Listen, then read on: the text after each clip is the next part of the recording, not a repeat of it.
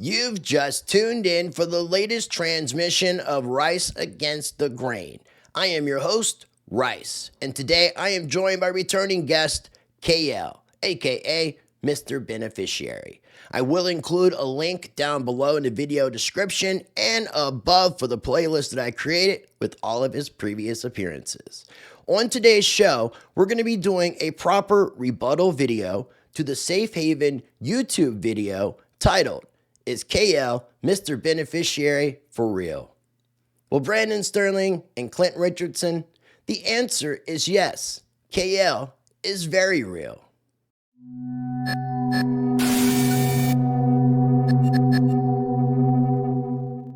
Oh, you were finished? Oh, well, allow me to retort. All right, ladies and gentlemen, joining me on today's show as a returning guest. Today, I am joined by KL. KL, I appreciate you coming on the show today. How are you doing, my friend? Good, Chris. Thanks again for having me. I always appreciate being on your show. Well, thank you again. And the main purpose for today's video is a rebuttal to a video that was put out several months ago on a YouTube channel called Safe Haven Portfolio, which I'll end up sharing links for that video in the video description. I'll share it on screen, and everything that we talk about is going to be shared on screen. But before we get into what we were going to talk about on the meat of today's video, which again is the rebuttal to the Safe Haven Portfolio video, what I want to pull up on screen real quick is a copy of the playlist on the Rice Against the Grain YouTube channel.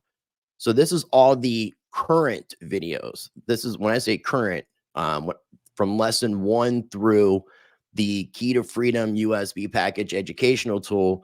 There are some videos that we did before, and they can be found on the Odyssey channel playlist, which will also be linked down below in the video description. But basically, lessons 1 and 2, we redid in these lessons because I had come at this with a different thought process. So I encourage you guys to watch the entirety of all the videos. But if you have not seen the last 2 videos on this playlist, the Key to Freedom is education, and the Key to Freedom USB package educational tool, I'll have these linked down below in the video description. I definitely encourage you to watch them. And the reason is because we talk about what the Freedom USB package is. On screen, you're going to see a graphic, the Freedom USB package, what it includes. It includes all the private lessons, documents, all the public lessons and documents. That includes the entire playlist from the Odyssey videos. You're going to have instructions in a video about the long and short form birth certificate authentication and the doing business as DBA. You would be added to a private Telegram group with current and former KL students. And if you are a current or previous student, you can email me at ricemediagroup@protonmail.com to get access. It also includes some bonus PDFs, books, and documents, and it's everything you're going to need to do and learn before reaching out to KL for the paperwork. It's a 2-part process. You get the USB. Once you complete everything on the USB, then you reach out to KL. If you're interested in ordering the Freedom USB package, email ricemediagroup@protonmail.com and put USB in the subject line. I'll send you all the details. And again, if you watch this video and this video, you'll get all the information catching you up as to everything going on with this Freedom USB package and updates on KL's health. You seem to be doing better, my friend. Yeah, today voice is just a little raspy, but overall feeling better. I'm glad to hear that. I'm glad to hear that. So on screen, what I'm going to share real quick is the video that we're talking about. It's called, "Is KL Mr. Beneficiary for real?" This is an almost 2.5-hour video. And before I turn this over to KL to do the rebuttal in regards to this, I wanted to say that, one, we got Brandon Sterling as the host of the channel, and he's joined by Clint Richardson. Some of you might know Clint Richardson because he's been on my channel numerous times.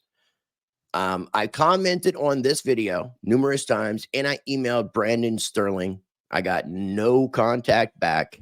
There was a response one time in the YouTube comments. He claims to have only watched 1 video out of what he said was 4. There's obviously more, but 1 out of 4. And that's how he apparently has all this knowledge to be able to question everything that's been presented with KL. I texted Clint Richardson. He refuses to debate KL. KL reached out to me and he wanted to go on their channel. And again, we really couldn't make it happen. So that's why we're doing this video as a rebuttal. Before I turn it over to KL, I want to say that, and I mentioned this to Clint. Clint does mention my name because he's come on my channel numerous times. He says that my channel promotes gold, silver, all kinds of crap in crypto. And basically what I'm doing is harming people. When I asked him about that, he said he was talking about somebody else. No other person's name was mentioned. No other channel's name was mentioned in the video. I was the only one. After that was said, also saying that we do no research, or I do no research, which is completely unfactual, and that I'm a mouthpiece that is trying to get your money. But again, Clint says he wasn't referring to me, even though my name was the only one mentioned. Now, on Brandon's part, I will say, even though he was like smiling and trying to hold back some laughters and giggles when Clint was saying this, afterwards, Brendan said that this was not meant to disparage Rice, and hopefully he means well. I am on a quest for truth, and after doing numerous years of interviews and talking to many people on and off the record, KL has been the one person that's proven to me, based off of all the research he's provided that I've looked into, enough information for me to follow KL's process. And after all of these years, I've had numerous people, after interviewing people like Russell J. Gould, Anna von Reitz, numerous others, that started following the teachings of those so-called gurus. I never did. I had to find something that was proving itself to me enough to the point that I could do the process myself and find out exactly what the deal is. And so now I'm going to turn it over to KL. He's got a little bit of a presentation that he's put together. I am not sending this out to anybody as far as documents. Normally, I do send out documents that KL provides to me. I am not going to be providing this. Everything you're going to see is going to be on screen. I'll take it full screen periodically so you guys can see this clear as day. And I'll go ahead and pull it up now. And KL, I want to go ahead and hand it over to you. Let you share your thoughts about the video because I think I and a few others messaged you when this came out and you checked it out. I'd like to get your thoughts about what you thought about it, and then we can get into the actual rebuttal part of it. Okay, so this is one of these instances where, this Clint Richardson, Brandon Sterling, I kind of watched some few things about Clint Richardson. He wrote a book about the Strawman, but they basically have gotten on a podcast and they are self-proclaiming themselves as experts to critique all the gurus out there that are doing these political status things. I think it's very strange that when they go on and do this kind of stuff, but then refuse to have the people on that they talk about in order to either discuss it with them or to rebut certain things that they might have said. And what I also found very troubling was a lot of the time he's saying, look, we have not seen his paperwork, but what we've heard from somebody else is ... So I find it extremely unprofessional, immature to critique and comment on somebody's work when you've never even read the work yourself. You've never even seen it. All you're going by is what we call hearsay in the legal world, that you heard from somebody that he says this, or he might have done this, or his paperwork might say this. So I could have left this alone and just ignored it. But I feel like I have to rebut it, even if only a couple hundred people have seen it. I want my public response out there that I've rebutted their supposed expertise allegations, and that's really all they are, type of thing. So again, we reached out to them. I've tried the same thing, get on the show. They refused to respond, refused to put me on. Again, if they were professional and they were mature and they really wanted to have a discussion about what these processes involve or the techniques involved, you would want to know. You would want to open your mind to what someone else might be saying that you don't know or have never heard of, just to see if it makes sense to you. I mean, that's just common sense in my book. So again, I feel like I have to respond to this. And do you have anything else, Chris? Otherwise, I'll get into most of this. Yeah, real quick, what I want to add is, yeah, I think I actually helped the view count on the video by sharing it with people in my private Telegram group of your current and former students with you in the group. So the video hasn't had very many views, but it's not about that. It's about correcting people who are, in my opinion, being ignorant. If you're not actually going to do the work and actually do the research and look in what people are actually saying, then you really can't make a video trying to dismiss what is being said if you don't truly know what's being said. Now, for Brandon, you know, and I'm not going to try to say too many things that are going to be like offensively personal. I'm really not trying to take it to that level. People can tell here, if you look at Brandon looks like he could be Clint Richardson's son. Brandon looks like he might have just turned 18 years old. He's got a little bit of peach fuzz above his lip. Like, he's not very old at all. I'm 48. I got a white beard. I've been through life and I've experienced things. He's a very intelligent sounding individual, but I can't blame him for being immature because I think that it goes along with his age. And maybe as Brandon grows up a little bit more and experiences life, he'll have a different outlook. But the whole time that Clint was talking as if they were really trying to just like knock you down and just basically refute everything you're saying, he's almost like trying his best to hide giggling. And what I feel is either that or he's a spectrum kid and he's just got issues that I'm not aware of. That would be the only thing that I would say on. Other than that, Clint Richardson, I lost a lot of respect for him because of the way he was talking about me, the way he couldn't reach out to me, and the way that he is refusing to be a man and actually debate somebody who he's trying to say he's corrected the record. So yeah, go ahead. Sorry. The word I'm going to use is ignorant if I call them ignorant, but ignorant really means not knowing.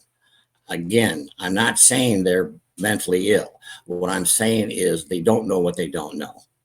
They know what they know, but they don't know what they don't know. And the proper term for that is ignorant. So it might sound bad, but I just think they don't know. And it's sad when someone who either doesn't know or has taken the time to truly research it is commenting on things that they hear somebody else who might have said or heard from somebody else. It's amazing to me that you would get on the internet, even do this. That's just me.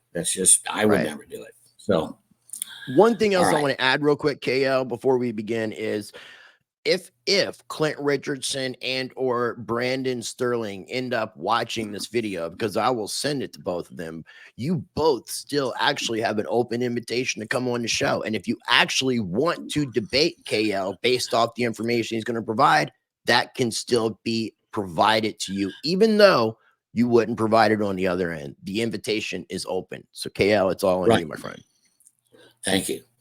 So I'm going to just whiz through a bunch of the things that I considered were either falsehoods or lies that they presented. And they really laughed and scoffed at when Chris calls me Dr. KL. Now, I don't go around calling myself a doctor. You know, normally my aliases are KL and Mr. Beneficiary. Why? Because they use him as an alias so I stay out of the public. Now, he learned that I was a medical doctor, and I think that's where the doctor reference comes in. But they seem to think that I couldn't possibly be a doctor, and who am I to call myself a doctor? Well, you know, as I've shown Chris earlier, because we've actually met in person, whatever, I did send a copy of one of my medical licenses to him just to show, and I would gladly provide anybody that ever wants to. And again, normally I don't release this kind of information, but I'm 67 years old. So yes, I've been around the block. I'm on the verge of retiring as a medical doctor anyways, but I am one, and I've been one for, 30, 35 years of my life. So I have some expertise in some areas.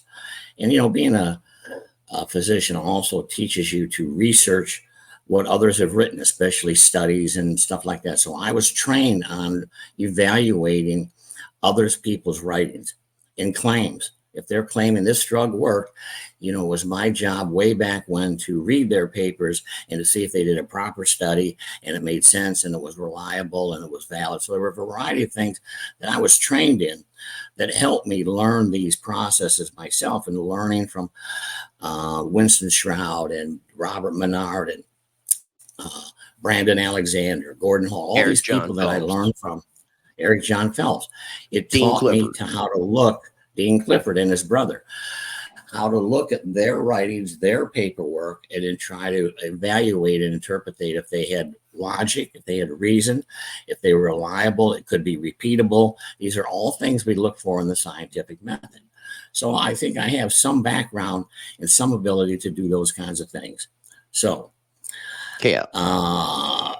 Yes. Kale, really quick, I'm going to take a moment, and because before we started recording, I did say to you, it is my fault 100% that this Dr. KL thing came on. I was, trying to make you sound more important than I guess you were making yourself sound. And yeah, because of the fact that I was familiar with the fact that you really were a doctor, I've had a couple individuals reach out to me and try to tell me that you weren't a doctor, tell me that your teachings were all bullshit. And I found all that to be false. And that's why I call you Dr. KL, even though your name is not KL, your last name is not Beneficiary, but you are a doctor. You served in the military as a doctor. You delivered your two sons while you're in the military as a doctor. You signed your two sons' birth certificates while delivering them in the military as a doctor. So you are a doctor, and you did provide your doctor license, but I told you, because it has your actual name, not an alias that's being used in the public sector, that we're not taking your actual name into the public sector. It's going to remain private, but I can vouch for you, and I have vouched for you, and I've said this numerous times, and if my word doesn't stand as something, then people aren't familiar with me as a content creator, journalist, and an individual. Right. And what I could do is I had a copy of the medical license in the show notes. I'll take that out and send you the rest back so you can give the rest of the stuff to the people that want it. Okay. We'll just take the medical license thing out. All right. Okay. So a few highlights. First of all, again, both those guys never spoken to me. They admit to never reading my paperwork, and they sure haven't read any of my trust papers. But somehow, I don't know why they feel they're an expert to critique my papers. But they admit they've talked to people that have stated my purpose does work. This is what's a little ironic. If you go back and listen to it, they've actually said that they have talked to people who said this process works, but yet they talk to other people who say, not that it doesn't work, it's just they tell them how I'm doing it. And that's what doesn't make sense to them. So, they say they're not bashing me, but they call my papers fraud and sham trust. And again, only getting hearsay from others who don't know or haven't seen my paperwork. My question to both of them would be this, if I was actually even speaking to them, is, how many trusts have they ever even read? My guess, very few, maybe one. And I believe maybe Clint's read more than one, but I don't get the impression Roberts even read a trust. And then my next question is going to be, is how many trusts have they ever written themselves? Okay, because when you become knowledgeable in trust, you start being able to write trusts. I've written hundreds of trusts, hundreds, both private and public. And you know what? After you write 100 or 200 of them, you get pretty good at it. And I've never had one of my trusts either quote unquote be considered a sham trust by the IRS or not be accepted. In other words, when we write these trusts and we send them to the government, we give them 30 days to disclaim. So we give them the opportunity to say this is fraudulent or this is wrong, or send it back to us, or would respond in any way. Okay. And not one of the trusts I've ever created, whether it be privately, and I've also created some publicly trusts, like, for elderly people when they want to pass on their assets to their children. There's a simple, what we call an AB trust, revocable AB trust in the public that you write, where as soon as one person dies, it goes over to the remaining spouse, and then after the second spouse dies, then it goes to the children. So those trusts are easy to write, and they keep everything out of probate. So I've written quite a few of trusts, never had one challenged in court, never had one challenged by the IRS, never had one challenged by the Treasury Department. So the idea that they have not even ever read my trust, but say they're sham trust or they're no good, is just utterly, again, amazing to me. So, okay, let me add this too, because Brandon did mention that he tried to read parts of like at the beginning or a little bit of the Art of the Passing Buck, book 1, and he dismissed it, saying very similar things without even actually reading the entirety of the book, or even getting into like researching who these individuals behind the trust were that wrote the book, because they defended that book against the IRS, and I believe the Department of Defense. Let me pull up the website on my end, because they defended the website in a couple different capacities. And then also, if you go to Brandon's website, the Safe Haven website, it's all about selling services. And he actually sells his services a lot more than what you charge or what we're charging in combination with the USB Freedom Package. His levels of membership are like $3,000 or $1,800, or you can get everything for $5,000. And he's talking about a variety of different financial instruments and trust and materials in regards to private associations, common trust, revocable trust, irrevocable trust, estate planning. So I feel as if he's just trying to dismiss other people's work so he can point people to his website and try to monetize what he's doing. That's what it feels like, especially when you're not going to allow someone to come on and debate and actually, confront you about what you've been saying. A typical tactic would be to badmouth your competition, or what he feels might be his competition. The Art of Passing the Buck. What is the website called? Passingbucks.com. Yeah. So let me pull this up real quick, and then I'll pull it back up for you. I just wanted to, because I know IRS. I think what is happening with the websites? Well, they read IRS. They read the public side. Okay. But there's irrevocable, revocable trust. Then the trust can have specific purposes, like an AB trust, I said. There's constructive trust, resulting trust, charitable trust, spendthrift trust, managing trust, holding trust. There's all these different types of trust that you have to understand what the trust is going to be used for. So it isn't like one size fits all. And again, why he would disclaim something he's never seen when there's got to be, 50 different kinds of trusts out there just right off the bat is again, I just don't understand either one of them. So now let me give you the general public, and especially these two. If you want to learn about trust or private trust, which you seem to know very little of, there's a book called Weiss's Concise Handbook of Trust. Okay. Then there's a law firm, an international French law firm called weissparis.com. I got the website pulled up. Revocation of election. They know their shit. They have a 4-page revocation of election for U.S. citizens. And Clint has checked this website. Clint is familiar with this website and has checked this website out because he's mentioned it to me numerous times. He was talking about paying these guys to do some work for him. If I'm not mistaken, it was either, I know he mentioned Weiss, but I think it was Weiss he mentioned wanting to pay for, but I could be wrong. 10 years ago, I bought their revocation of election, and I use it to this day for people.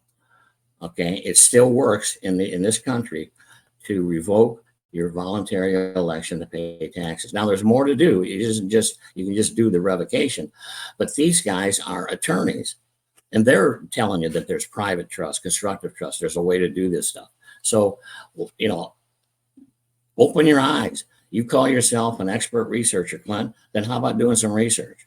How about reading their book? How about looking on their website? They'll tell you exactly what they can and can't do. They'll tell you that there's such thing as a business trust. They'll tell you that there's private trust. And I found it in Black's Law Dictionary. We'll get to that later.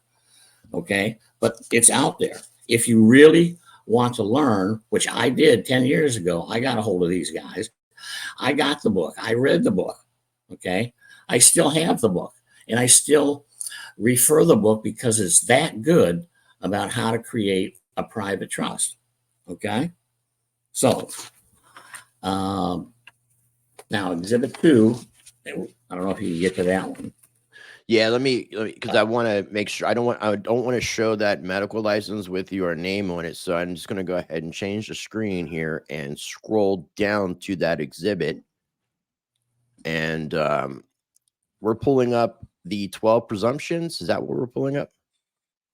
Or am I pulling up the trust? The triangle, the blue triangle. The triangles. Okay. Let me reduce the size. Again, this is for Clint and Brandon's benefit. It seems that they need to do a little learning. This is your basic concept of what a trust is. Okay, and it defines the terms of what a grantor, what their powers are, what a beneficiary, what a trustee is, because there's somewhere in there where Brandon says that a grantor can only be used in a revocable trust. Well, that's absolute bullshit. Okay, he doesn't know what he's talking about. Again, ask Weiss Paris, ask the law firm of Weiss Paris if you can have a grantor in a private trust. Of course you can. You have to have one. Well, I mean, ask these rich families like your Rothschilds and stuff that are using these trusts. Yes. And I mean, and a lot of these trusts that we're talking about are based off of the things that these wealthy families do about the whole own nothing and control everything. That's what this is about. That's what this is about. Brandon really should know better. And Clint definitely, with all of his research, should definitely know better. So it kind of makes me question Clint's motives with this as well. Like whether Clint got in trouble and he's just trying to spread misinformation. I don't know. I mean, Nate, I'm thinking outside the box. Or let's say, hypothetically, he might have tried a lot of this stuff, but it didn't work. So his opinion is, well, this is bullshit. None of it works. I'm staying over here on my side and staying out of trouble, because he couldn't get anywhere with it. That's my guess. It's just my opinion. I'm not saying that for a fact. But I think, and this would be for their benefit, to do a little homework on what a trust is. Now, the biggest thing I can tell you today is what they don't understand is that there are 2 main types of trust. There are express trust and there is implied trust. An express trust is a written trust. And I think that's what they're used to seeing, is something they can look at on a piece of paper in writing that says that this person is the grantor, this is the law form, this is the relationship between the parties. But the more common type of trust that nobody sees is what we call an implied trust, where the actions of the party dictate the trust. You don't even have to call it a trust. Okay? Like when you sign up for, or your mom signs you up for Social Security, right? That's a trust agreement, because remember, they call it a Social Security trust, don't they? Okay. They do. Right. But because you sign up and there's duties and obligations, like your whole life when you work, you pay into the Social Security, and only when you retire is when you apply to be the beneficiary. So you switch roles in the trust. But it's implied there are certain duties and obligations, like that you have to pay all of this during your whole lifetime. Okay. There is an implied trust with a car. I think we've gone over this in the other things, but when you buy a car, the title to the car is split into equitable title, which means you get use and possession of the car, and legal title is split, goes to the state. Now, there's nothing ever said that there's a trust going on. There's no piece of paper that you sign when you're filling out the sale of when you're buying a car that says this is going to be put in a trust, but it is. Okay, so the state comes along, gets controlling interest, so they can say you got to have plates, it's got to be registered, and you got to have insurance. And if you don't, then we can take the car. Now, again, everybody can say, well, I didn't see the trust. It isn't there. It's implied. Okay, everything is implied by your actions, and you actually signed the power of attorney away when you were signing the car papers, even though you didn't know what you were doing. Okay, but a lot of these trusts are never told to you that this is a contract, this is a trust agreement. It's implied by your actions. Okay, when you use your money out of your pocket. Okay, the Federal Reserve note is actually in a trust agreement. It does say in God we trust on it, but the point is that you use the money to go purchase things every day, right? But you don't control the money. It's really not your money. And the way to prove it's not your money is because the Federal Reserve controls the purchasing power of the dollar. So every day when gas costs more, groceries cost more, it's telling you that there's a trust going on, even though it's not said. It doesn't have to be expressed. Okay, it's what's going on by the actions of the party. You're using their money, but in return, they get control of what it's worth. And they can say tomorrow it's worth less, and you got to pay more for groceries. Okay. So again, they're ignorant because they don't understand what an implied trust is, or not have read about it and these kinds of issues. Now, I'll get later, I have the definition right out of Black's Law of what an implied trust is. Okay. And then in the podcast, also, they absolutely laugh and scoff at the idea that court cases can be trust, or what's going on in court is a trust. So go to the 12 presumptions. All right. Yeah. And The I don't know, 12 have you ever seen presumptions this? of Roman law, canon 3228. Yes. You know, Roman court, which is the courts you see, do not operate according to any true rule of law, but by presumption of the law and by a private bar guild. And they even admitted that the attorneys is a private band of attorneys that go to court. Okay. Now, go to number 2, and I'm going to just read the highlighted section. The presumption of public service that all members of the private bar guild then act as public agents of the government. Unless openly rebuked and rejected, the claim stands that these private bar guild members are legitimate public service and therefore trustees under the public oath. Now, here we go again with an implied trust. Nothing's ever told you that when you go to court, there's a trust going on. There's no piece of paper that says there's a trust going on, but there is a trust going on, and it's implied under the presumption of law that you or somebody's got to be the trustee and somebody's got to be the beneficiary. Okay, and these rules of court are telling you that's exactly how things operate. I'm going to go to number 4. The highlight. The presumption stands that the members of the private bar guild are public trustees acting as judges and prosecutors and magistrates. Yes, they are the trustees, which means you're the beneficiary. Okay, You unless said number they can 4? get you. Oh, the Yeah, go to highlighted number part of 4. number 4. I apologize. I was looking at the very beginning when it said presumption of immunity. Yeah, I'll just go to number 4. Now, the important ones are number 8 and 9, but I'll go to number 8. Number 8 and 9 are really the 2 most important ones out of here that I tell people to read. Number 8, the presumption of court of trustees is that the members of the private bar guild presume you accept the office of trustee as a public servant and government employee just by attending the court, as courts are always for public trustees by the rules of the guild and the Roman system. Unless this presumption is openly challenged, the presumption stands and is assumed as one of the most significant reasons to claim jurisdiction simply because you appeared. Now, next time you get a ticket, look on the ticket, and the cop is going to check the box if they say you must appear. See, and the key word is appear. Not that you are the name on the ticket, not that you are the straw man. When you sign a ticket, you're agreeing that you will appear. Okay? And these laws are telling you that if you appear and they say, "Are you Mr. Rice?" and you say the word yes, then you have volunteered to be the trustee and you have just surrendered in personam jurisdiction over to them. They don't have jurisdiction until they get you to waive your constitutional rights and you volunteer to be the trustee of the trust that's going on today. Now, again, Clint and Robert, I'm sorry to tell you this, but this is what's going on. Okay.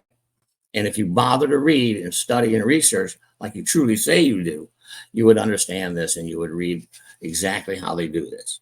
All right. Number 9, okay. The presumption of government acting in 2 roles as executor or beneficiary. Again, these are trust terms. The judge, magistrate, acting in the capacity of executor, while the prosecutor acts in the capacity of beneficiary of the trust for the current matter. Now, the presumption stands and you are default the trustee. Now, yes, you're going to be the trustee by default if you say the word yes or I am Mr. Rice. But if you rebut, and again, these rules of the game are telling you, unless immediately rebuked and rebutted, you're going to be the trustee. So what would you say? Well, you know what, Your Honor, I happen to be the grantor and the beneficiary today. And if I'm the beneficiary, that means that guy standing over there must be the trustee. Now that you have the parties here today, we can settle this matter, okay? Because the prosecutor cannot say, no, I'm the beneficiary. He'd be committing fraud, okay? So once you take the chair, it's kind of like called musical chairs. And there's really one seat that both of you want. Both of you want that one chair that says Mr. Beneficiary on it. And who is going to grab the chair first? It will be the one that is going to walk away without paying.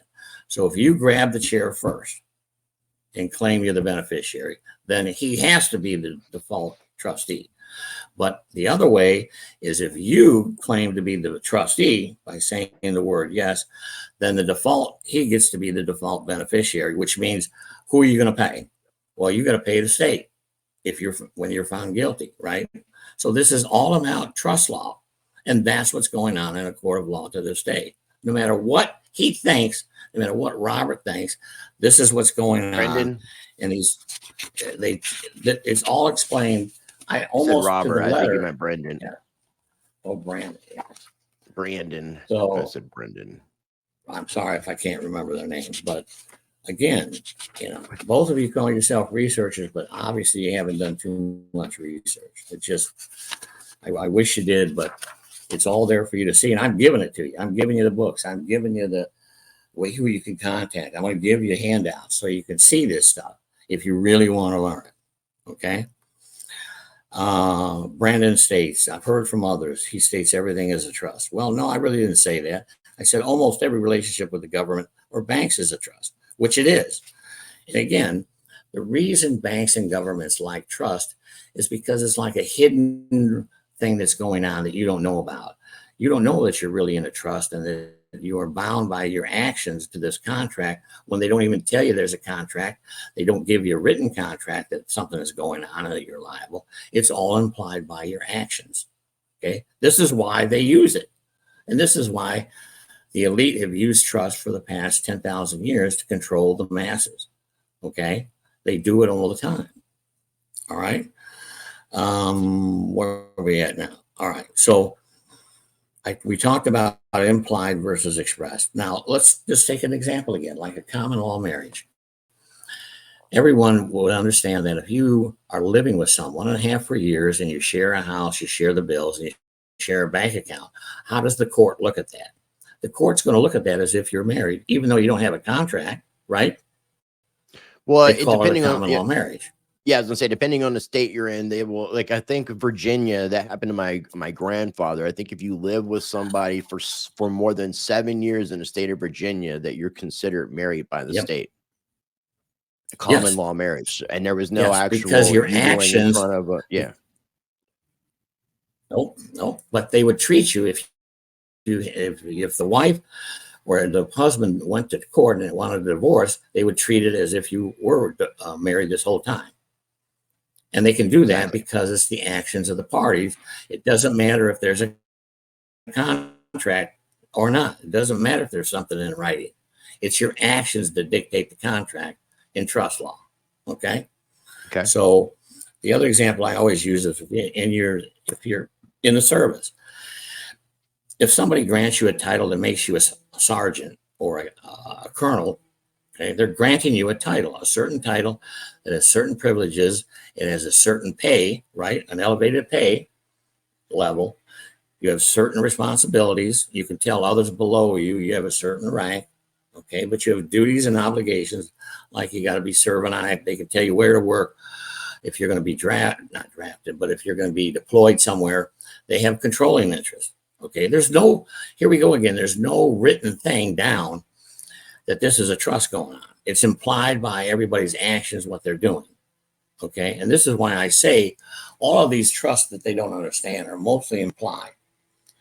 Okay, with the government and with banks. Bank accounts are trust accounts because aren't they really, you think about this on a common sense level, that they're taking your money and they're going to put it over here. And supposedly they're supposed to keep it for your benefit. right? Isn't that the general way to look at a bank account, right? Now, nothing's written down in per se that they're doing that, but that's what their actions are doing. That if you want your money back, you go to the bank, say, I want to make a withdrawal, that they're going to give you the money back. It's all done under implied trust rules, right?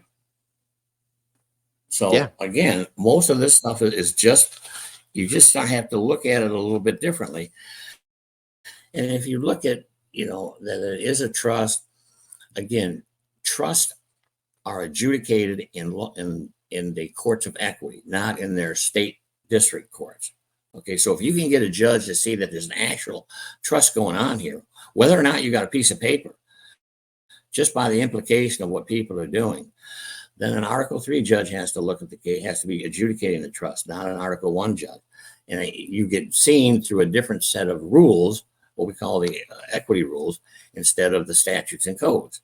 And everything depends on your actions that you are doing, not some code that's, a lawyer is going to depend upon. So it does make a difference in understanding this, okay, and having remedy or solutions in court that actually are for the private American, or what we call the natural person, okay? But you cannot get to those until they see that a trust is going on. You can go up there all day long and say, I'm a man and I'm a man of God and I deserve this and want this. You're not speaking the right language. I'm the beneficiary of a trust that's going on here today. And because I'm a beneficiary and that guy over there must be the trustee, I have an equitable interest in this case. And thus I need to see this in front of an equity judge. You see, you can dictate the court proceedings and what kind of judge you're going to get and what kind of rules they're going to play by. And it won't be the regular rules because, again, trusts are a special thing that they see. And that's where your remedy is in their courts, is getting them to see a trust. So do I think a trust is important? You goddamn right I do. Because that's where your remedy is in their courtroom. Otherwise, you got a prayer.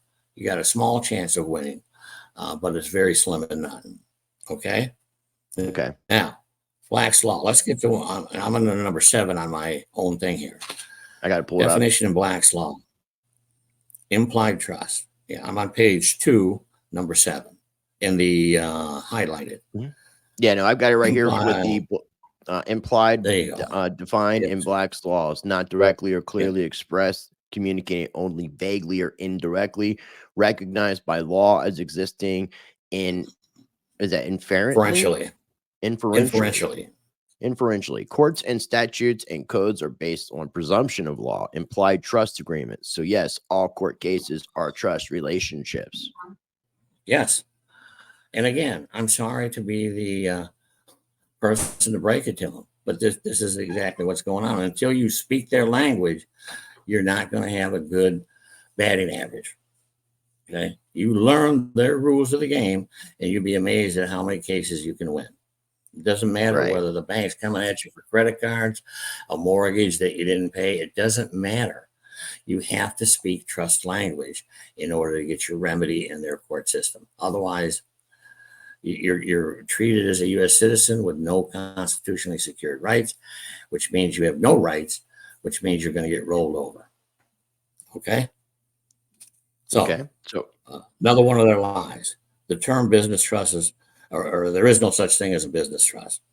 Okay, so I looked up the U.S. code, 26 U.S.C., and it says the term business trust is not used in the Internal Revenue Code. It doesn't say it doesn't exist. What it says, and this is a quote right out of their pamphlet. The term business trust is not used in their code. Not that it doesn't exist, but again, this is where they just stretch what they've heard or what they read into something that's not true. All right. Private business trusts are under the jurisdiction of the law of equity, which I told you. It's not under statutes and codes jurisdiction. It's under the law of equity. That's where codes or trusts are adjudicated. I got into the specifics about the grantor that gets to decide what law form the parties of the trust have to abide by.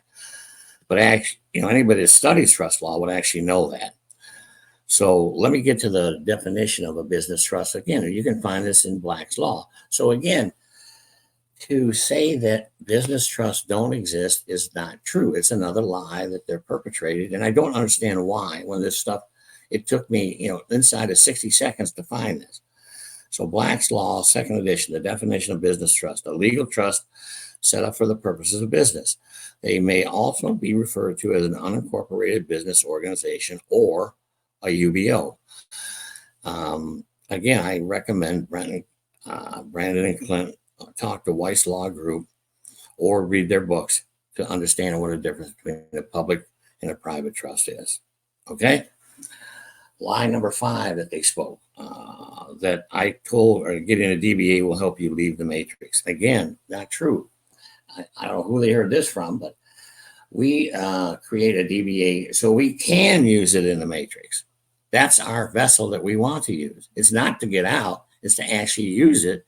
So us, the real man, we don't have to be the vessel and the liable party to do our commerce for you. So again, if they bother to read my paperwork or talk to me or ask to me, this would have easily been solved. But for some reason, they think it's much easier just to hear something and then talk about me and never check anything. All right. They also say the strawman is a corporate soul. Okay, so somehow another one of the lies that I told you to become a corporate soul. Again, couldn't be the farthest thing from the truth. It's a blatant lie, blatant defamation. All right. The corporate soul is created by the state where you were born in. Now, I just happen to have an uncle that worked for the Vatican for 40 years. And the Vatican is the one that came up with what a corporate soul is. Okay, it's a soul is a corporation of one, or a soul meaning one person. Okay, now that is the straw man. Okay, so the straw man is what's called a corporate soul or a corporation of one. Now, why do they do that?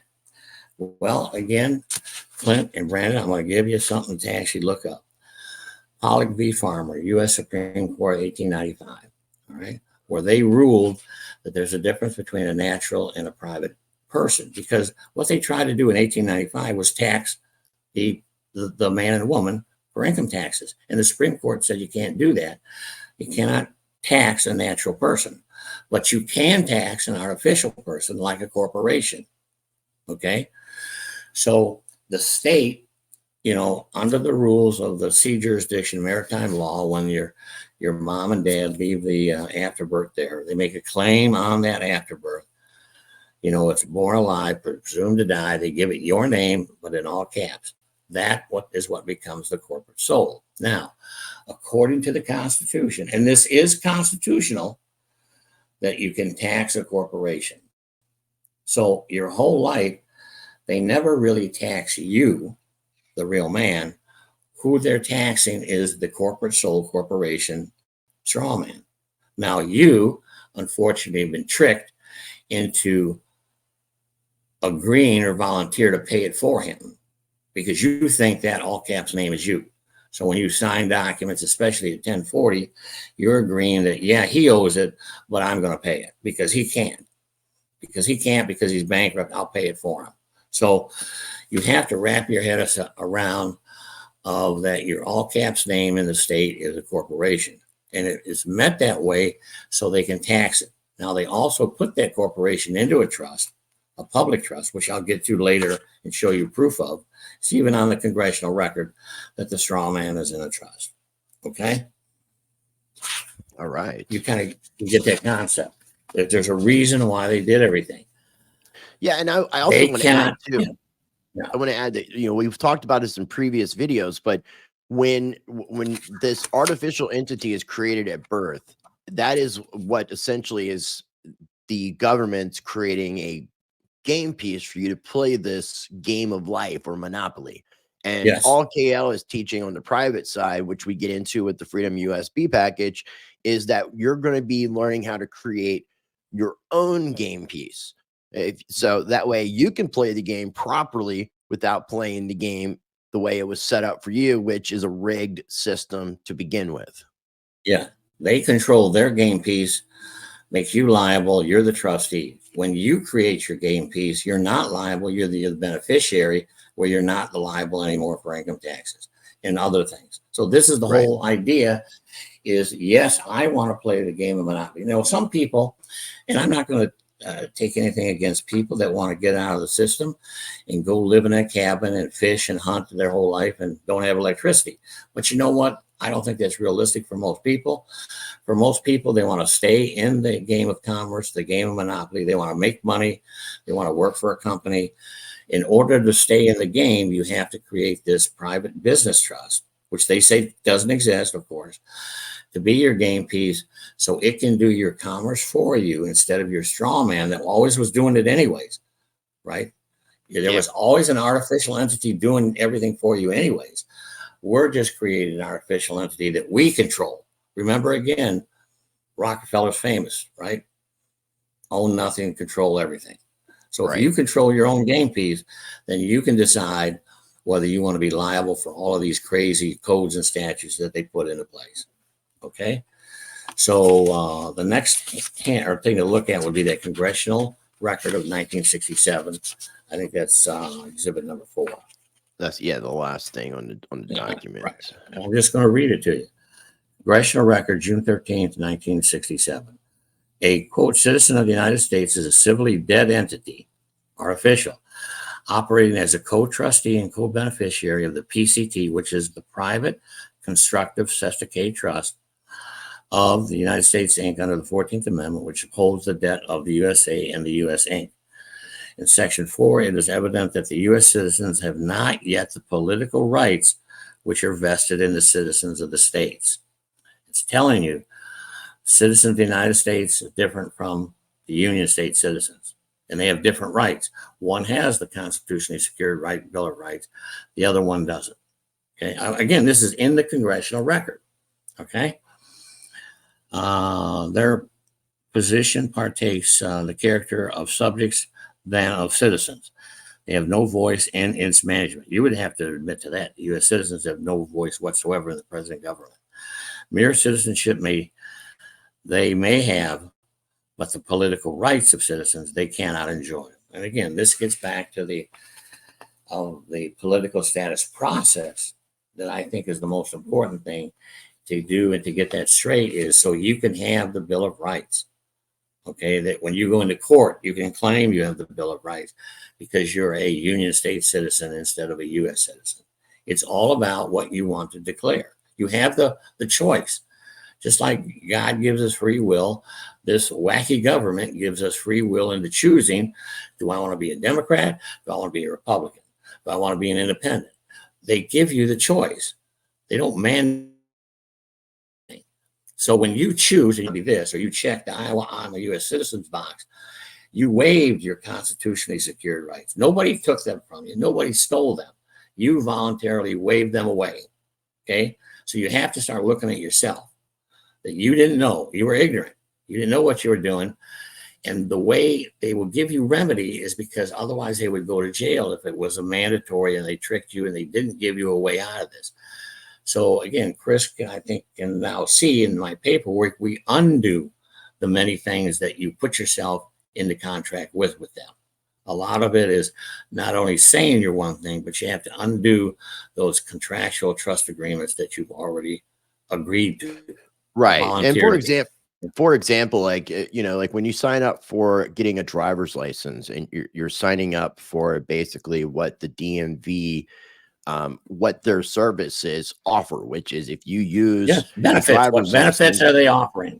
Yeah. Right. So it's once you receive that driver's license, you've assumed the responsibilities in which they are saying you're required to follow as somebody who has a license. This is where the right to travel versus driving comes in. But it's automatically presumed that you have agreed because you've accepted the benefit as somebody who received the driver's license. So it's undoing all of those different things. And that's just one example. Yeah, and we undo it by signing it properly as the beneficiary, because if you just sign it, and I don't care if you use hyphen, colon, by, authorized agent, you're signing as the trustee. It's presumed you're the trustee unless you say otherwise. So when we sign a license, we're signing as the beneficiary of the trust, which means it's not our license, it's the state's, we're just using it. and we have no liability because we didn't agree to anything. So if a cop, later they try to, in California especially, they try to say, oh, but when you got that license, you agreed to let us take blood from you. Well, you see, if you can say, you see that? I signed as the agent of the principal, which means I didn't give you permission. Okay?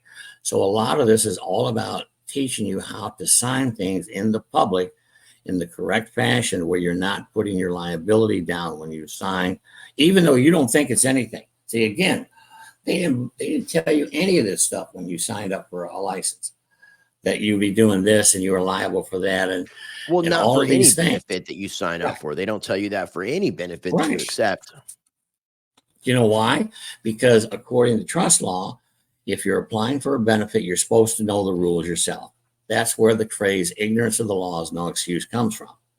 So they don't tell you on purpose what the details are, and thus that's what gets you into trouble. So again, Clint and Brandon, do you think the government might want to use implied trust agreements? Of course they do. They're not going to want to use a regular contract where every detail's got to be spelled out in writing. They're not going to do that. They're going to use trust agreements, right? I mean, wouldn't you if you were a deceitful, crooked organization? Of course you will. Yeah. Exactly. If you're trying to if you're trying to run a rigged game without having the players know it's a rigged game, yes. Yes. You don't tell them the rules. You assume they're supposed to know the rules. Well, they don't know the rules because you never told them the rules, nor have you researched the rules. So that's what the game you're playing under normally is. So again, it's all about trust and how to interpret what's going on. All right, let's speed through this. Lie 6. We did that. I told you to form a corporate soul. No, I didn't. I say to put a UCC1 lien on your Strawman. No, I don't. I don't know where the hell they get this one either. We don't do UCC1s. We do what's called a non-UCC. And a non-UCC is completely 180 degrees from a UCC1. It's private, not public. So again, this hearsay bullshit, I don't know where they're getting it from or if they just make it up. It just isn't true. And Well, again, all they have to do is act. Yeah. I can also back this up because when I came down to visit you and we recorded those private teachings, Stan Barabbas was with us, and Stan was mentioning the UCC1, and you guys got into a long discussion about it because he follows Yusuf L's work with High Frequency Radio and SPC University. Not to discount the work, I'm just saying this is something that KL has never taught people. I've witnessed KL have not really a debate, but a discussion about it. Yes. And again, they can help in certain situations. And yes, if you're doing SPC stuff, you do a UCC1. I don't do a UCC1 because I'm staying on the private side. And a non-UCC stays on the private side, but gets it publicly recorded. That's the difference. Okay. I'm claiming on my non-UCC, I'm going to claim my own DNA. Does that sound like I'm claiming something else or putting a lien on somebody? Hell no, I'm putting a claim on my own property, my own body. Right. Okay. So again, if they even bother to look at my non-UCC, they would figure that out. But they don't bother to take the time to do stuff like that. They state that I use Anna's or David's claims or follow their work. Again, couldn't be the farthest thing from the truth. I stay away from Anna and David's stuff because I feel some of their stuff can get you into trouble. And I sure don't ever quote U.S. Code as my authority, which both of them do, on every other piece of paper. So again, I don't know where they get these ideas. On screen, I got the playlist pulled up. Lesson 4, how to avoid legal pitfalls and traps. That is all about, I shouldn't say 100%, but a lot of it's about dismissing a lot of Anavan Wright's and David Straight's work and how KL has had to come up as a cleanup man and fix a lot of situations that people have followed from both of those teachers or gurus or whatever you want to call the situation. Right. And they can be corrected, but they have to be corrected because what they've done is what we call commingled the public and the private. They're claiming to be private, but they're using the public authority to do it, which you just can't do. And if you write stuff like that and in an affidavit, that thus makes your affidavit untrue, which makes it nullified. So when you think you write these affidavits and they work, I can show you where they probably didn't accept it because you commingled the jurisdictions on the piece of paper. You have to stay in one jurisdiction or the other. You can't bring in both. All right. So, I mean, that's, again, it's just common sense.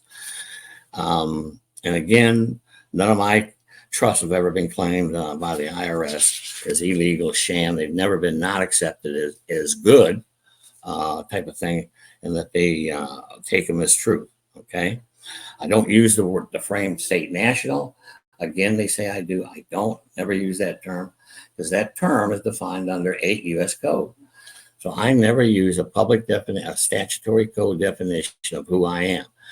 I will use Article 4, Section 2 of the Constitution as my authority because that's the land jurisdiction, especially Articles 3 and 4.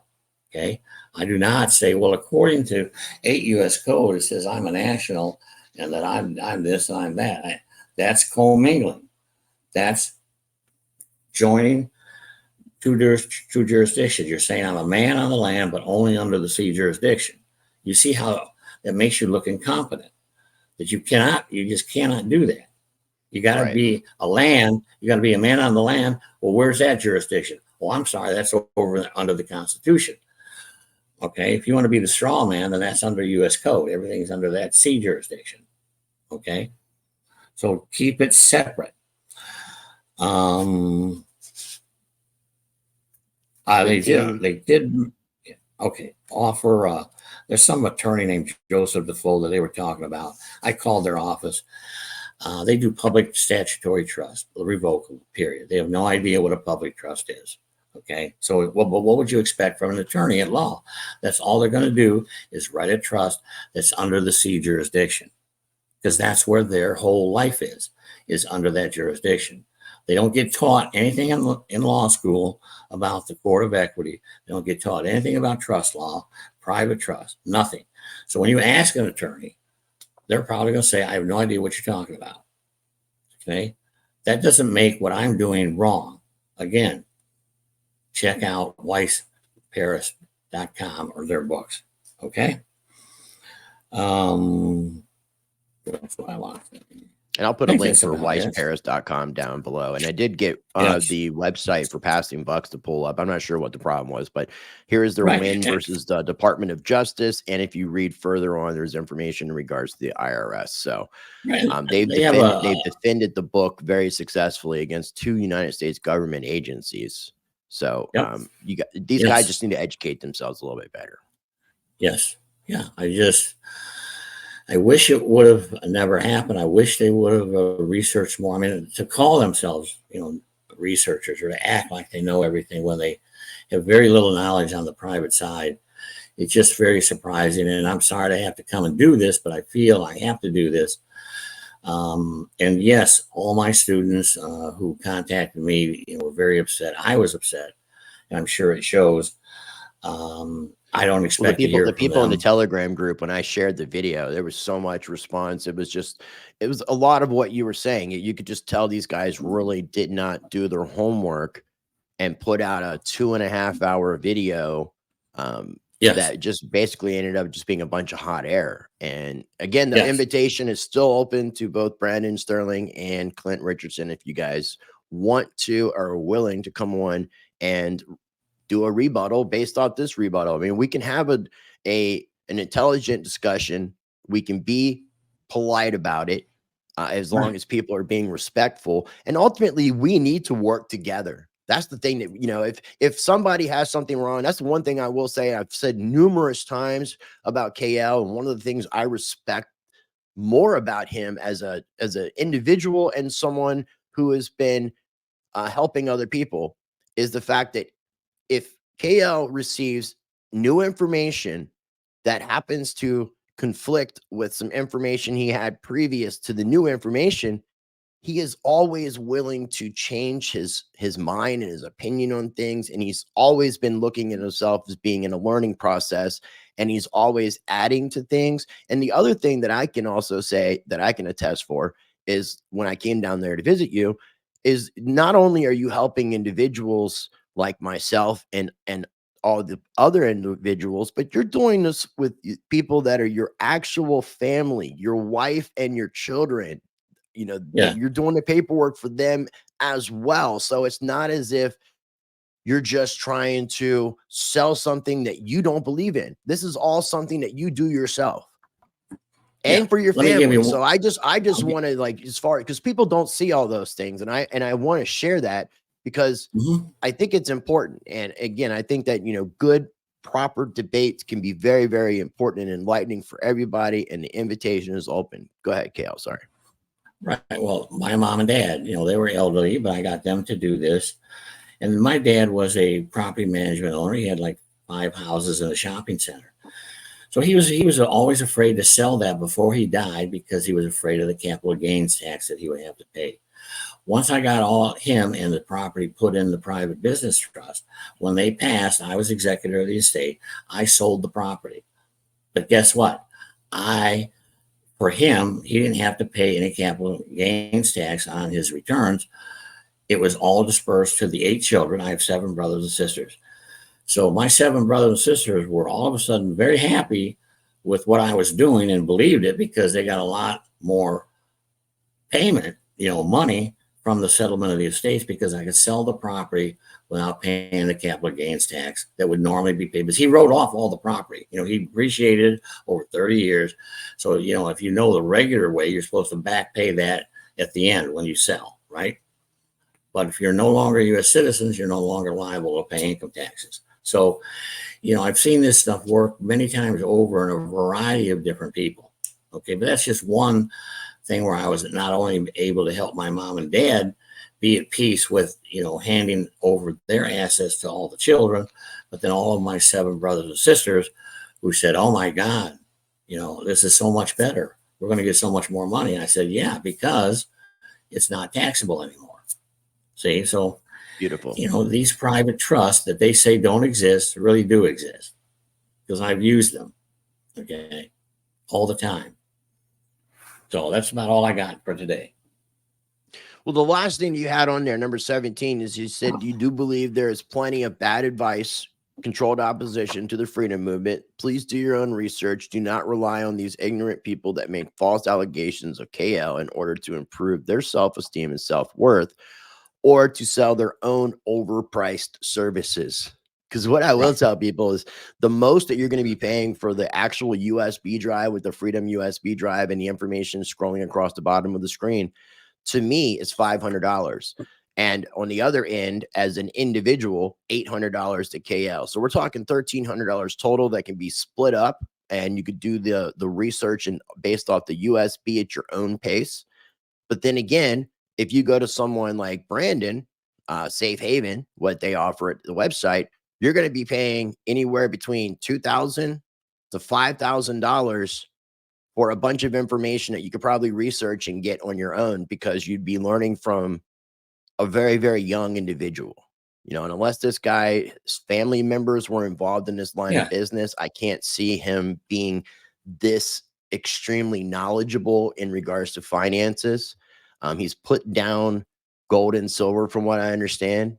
He's talked very negatively about Bitcoin and cryptocurrencies, which don't make any sense. So again, Brandon, the invitation's open. I did try to contact you. KL, I do appreciate you taking time. And I know it wasn't something that we needed to do because we probably put more attention on the video than the video had itself. And I encourage people to watch the video so you can see this and comment on the video and comment about this video on that video. I need to make sure that both Clint and Brandon see this, because that's the reason why we're doing this, is to educate others. And again, And I'm you don't have to believe me. Not everything I know is always correct. Yeah. I think it's important to read your own, research it, think about it. When people come to me with problems like in court and they're not private citizens, well, usually I recommend somebody like Al Pons or Dr. Graves' law course, because there's stuff to learn from other people if you want to fight it from the U.S. citizen side. Okay. You can't just jump into the private and expect to be an expert and win in court. Especially when you're strapped for time, I usually recommend going the other way and using somebody else's process, because I myself like to stay out of the public, but there are other people in there that I feel have good things to learn and that might help you win a court case. So I think, like you said before, I am more than happy to help people, even if it doesn't help me, because at heart, I'm still trying to help them. So that's usually my goal. We'll pull up on screen. You mentioned Dr. Graves. I'll post a copy of my interview with Dr. Graves about his Jurisdictionary, How to Win in Court. I do have a referral link as well that you can support the channel.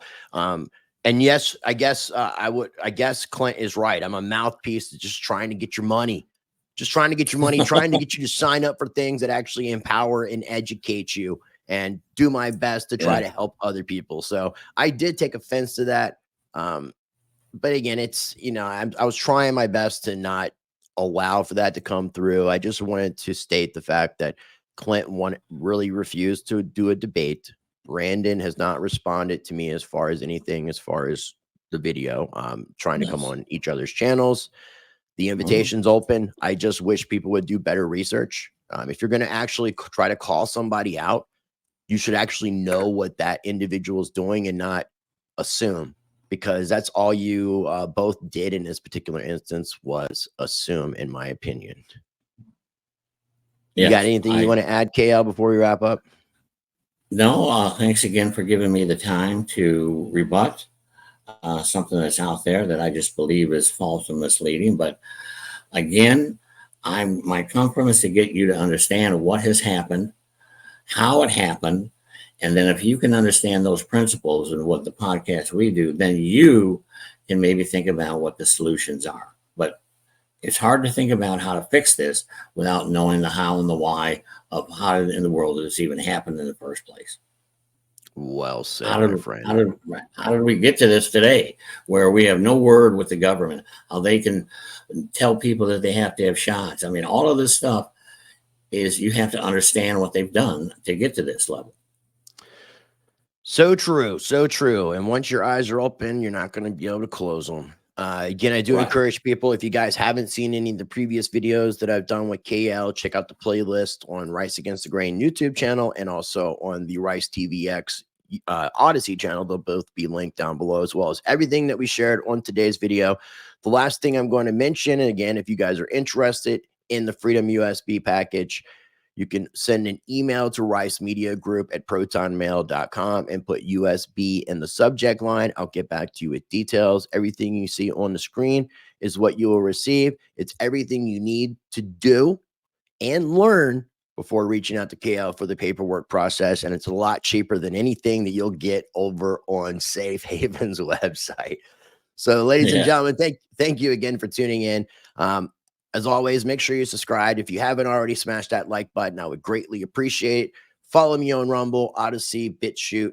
You can find links at ricetvx.com. Join me on the private side at riceuncensored.com. I am offering lifetime access. I had some information scrolling across the screen, and it's in the video description. And before we wrap things up, I encourage you, as always, to be a blessing to others. Treat people how you want to be treated. Be the glitch that you want to see in this matrix, and be the change that you want to see in the world. And until next time, practice change.